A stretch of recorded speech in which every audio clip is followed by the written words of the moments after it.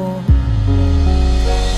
Lumilipas ang panahon, kabiyak ng ating guhitan.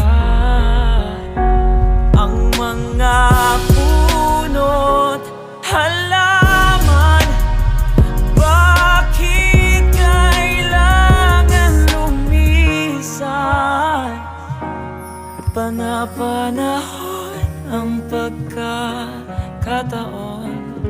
may babalik pa ang kahapon. Ngayon ikaw ay nabalik, katulad uri ng iyong pananabik, na makita ang dati